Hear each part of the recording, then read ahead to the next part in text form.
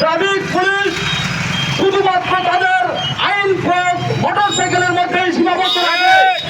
এই শহরের উপর দিয়ে অবৈধ ফিটনেস বিন ট্রাক্টর ট্রাক চলাচল করে, এটার প্রতি কোনো ভ্রুক্ষেপ থাকে না এই পুলিশের। আমরা আজকের এই মানববন্ধন থেকে উদাত্ত আহ্বান জানাবো, আপনারা এই বিষয়গুলো জোরালো ভাবে দেখবেন। আমরা সর্বশেষ আমাদের কথা হলো, আমরা আর কোন রক্ত সড়কে দেখতে চাই না, আমরা স্বাভাবিক মৃত্যুর নিশ্চয়তা চাই।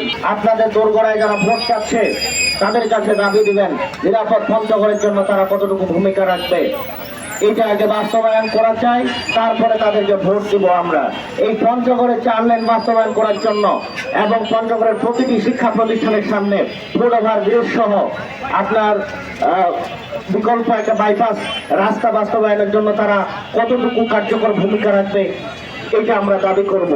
সড়ক পরিবহনের কাছে অনুরোধ করবো, আপনারা যেন অতি শীঘ্রই আমাদের পঞ্চগড়ের দিকে গুরুত্ব দিন।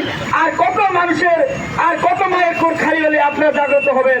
আমি চাই আমাদের পঞ্চগড় শহরের মানুষের জন্য একটি নিরাপদ সড়কের ব্যবস্থা করা হোক এবং মানুষ যাতে নিরাপদে আমাদের পঞ্চগড় চলাফেরা করতে পারে, সেটার জন্য সরকার অতি শীঘ্রই আমাদের পঞ্চগড়ের গুরুত্ব দিয়ে পঞ্চগড়ের জায়গাকে, পঞ্চগড়ের রাস্তাকে 4 লেন সহ এবং পঞ্চগড়ের উন্নয়নমূলক কাজে সহযোগিতা করুন। এই পঞ্চগড়কে কোন রকম নিরাপদ না দিয়ে এটাকে একটা ব্যবসার জোন বানানো হয়েছে।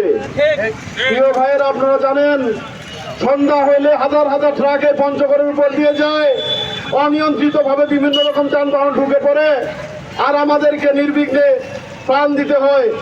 কালকের ঘটনা আপনারা জানেন যে লাশটি দ্বিখণ্ডিত হয়ে গেছে এবং সেই লাশটাকে পরবর্তীতে সেলাই করে তার মাটি দেওয়ার ব্যবস্থা করা হয়েছে। আমরা এই ফাইজলামি মানতে চাই না। অনতি বিলম্বে আপনারা বাইপাস রোডের ব্যবস্থা করেন। একটি মাত্র রাস্তা পঞ্চগড় সদরের বুক চিরে এশিয়ান হাইওয়ে গেছে, সে রাস্তার পাশেই এখানে আমাদের গভর্নমেন্ট গার্লস, পাশে পিপি, অন্যান্য শহরের যে প্রতিষ্ঠানগুলো সবগুলো এই রাস্তার পাশে অবস্থিত। এরপরেও আমরা দীর্ঘ 1 যুগেরও বেশি সময় ধরে বলে আসছি, এই শহরটাকে ঠিক মতো রাখতে হলে, শহরের মানুষগুলোকে নিরাপত্তা দিতে হলে, স্বাভাবিক মৃত্যুর গ্যারান্টি দিতে হলে পঞ্চগড়ে একটি বাইপাস নির্মাণ করতে হবে। কেউই এই দাবিটির কথা কর্ণপাত করে নাই।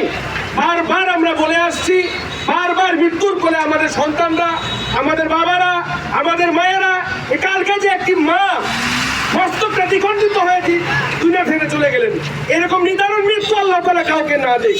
এটা একটি কথা পরিতাপের বিষয়, আগামীকাল কে মরবে সেটার তো গ্যারান্টি নেই, কারণ স্বাভাবিক মৃত্যুর গ্যারান্টি আমরা কেউই দিতে পারতেছি না।